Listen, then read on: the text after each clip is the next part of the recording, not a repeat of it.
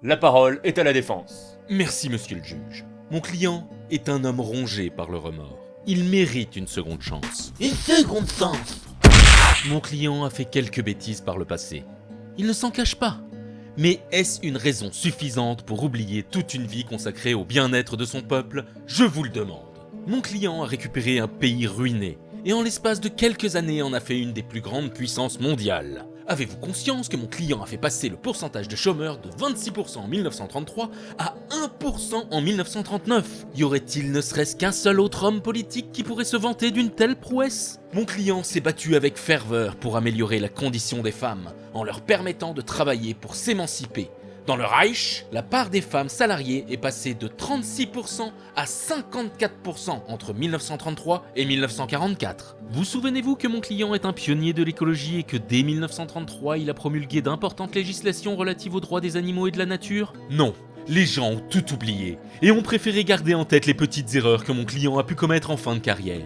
Mais je vous le dis, que ce soit envers les hommes ou les animaux, mon client a toujours fait preuve d'une immense bonté et d'une grande compassion. Il a consacré sa vie entière à améliorer la condition de son prochain. Je suis un brave homme. Pourtant, bien qu'étant un incontestable bienfaiteur de l'humanité, mon client est un incompris de l'histoire car la populace ingrate préfère s'attacher à des points de détail. Des points de détail qui ont tout de même causé autour de 80 millions de morts.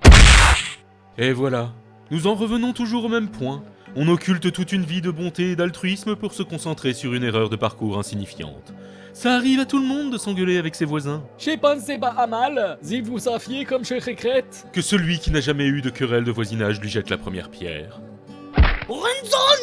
Qui c'est qui a invité le Suisse? Bon, peu importe. Pour vous convaincre définitivement de l'innocence de mon client, je fais appel au célèbre négationniste Vincent Renoir, dont le témoignage vous apportera la preuve ultime qui démystifiera une bonne fois pour toutes les mensonges éhontés qui nuit tellement à l'image de mon client. La version officielle de l'histoire n'est qu'une supercherie. On accuse ce grand homme d'avoir exterminé les juifs, pourtant il y a des tas de juifs vivant un peu partout dans le monde, alors qu'il ne reste plus de nazis nulle part. Donc d'après vous, qui s'est vraiment fait exterminer pendant la Seconde Guerre mondiale? Les juifs ou les nazis?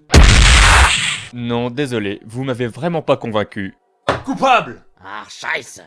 Calgebut, cartoon trash. Parce qu'il n'y a pas qu'à la radio et à la télé que les abrutis ont le droit de s'exprimer. Félicitations, tu viens de perdre la moitié de tes abonnés. Tant mieux, ça devenait trop commercial, au moins maintenant il reste plus que les vrais puristes. Ceux qui m'aiment pour ce que je suis vraiment.